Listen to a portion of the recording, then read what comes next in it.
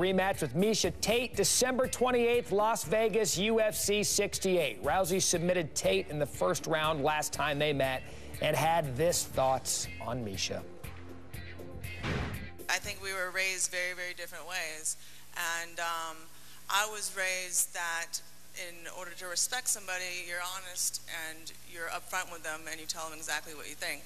And her idea of respect seems to be to smile to your face and then do something behind your back or talk behind your back. And so I would rather, I think it would be more respectful for her just to tell me off in my face instead of just to smile in my face and, you know, talk behind my back. I mean, everything that she's ever really said that was insulting about me was never to me, and I think that is classless. So I think that telling someone what you think to their face is the most respectful thing you can do. Well, there you have it. UFC Women's Bantamweight Championship. Ronda Rousey and her belt, joined by her opponent, Miesha Tate, UFC 168. Miesha, you just heard Ronda's comments, thoughts? Yeah, I was there for it live. You know, I think that what it means to be a professional is even if you dislike someone, which I don't like you, so there it is to your face. Hope that makes you happy. But, you know, still maintaining a manner of professionalism doesn't mean you need to flip someone off or cuss at them when there's cameras and young girls looking at you. Ronda, many say that this is the greatest rivalry in the sport right now.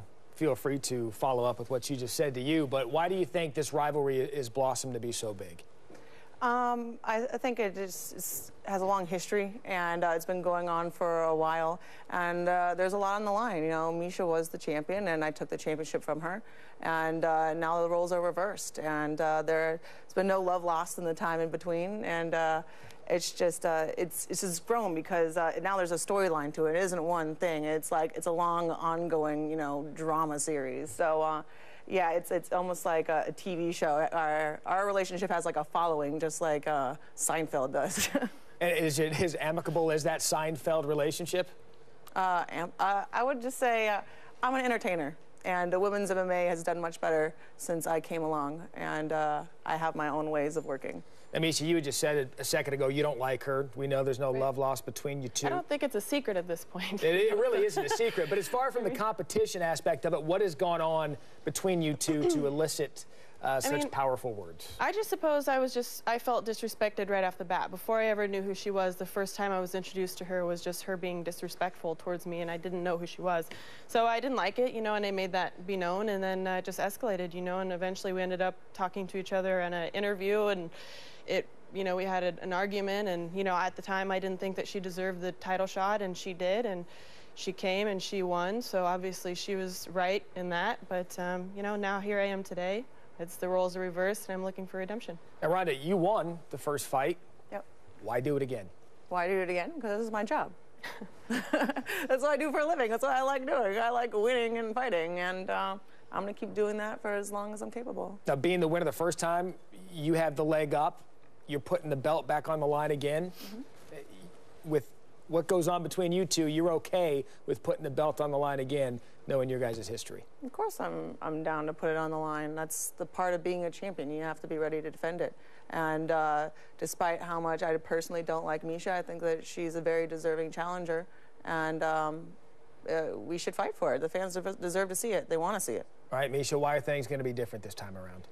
I just think I'm just not as emotionally invested. You know what I mean? Last time, like I said, the roles were reversed in just about every way. And this time, I kind of describe Ronda as like the sun. The first time you're exposed to it and you're not wearing sunscreen, you get burnt pretty bad. And then now, the more she's around, I feel like I've got a gorgeous tan. And the more the sun's out, the better I look.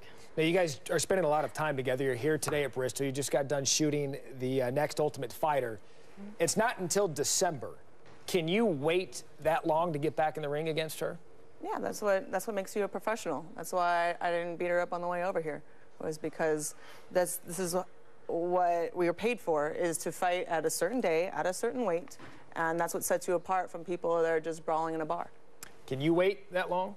Yeah, I mean, I think the build-up and the anticipation is what makes it really exciting. You know, MMA is such an awesome sport. You never know what's going to happen. But when you have a good storyline like this and a good, honest, tried-and-true rivalry, it's worth building, you know, and looking forward to. All right, quickly, prediction. Ronda, you first.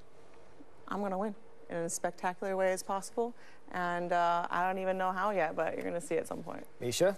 December. It's going to be my month. It's going to be my moment of glory, my moment that I've been waiting for, and the redemption. I'm going to have the UFC gold around my waist. Well, thank you for not beating each other up today here on campus. Most notably, thank you for not getting me involved in the beat-up. Ronda Rousey, Miesha Tate.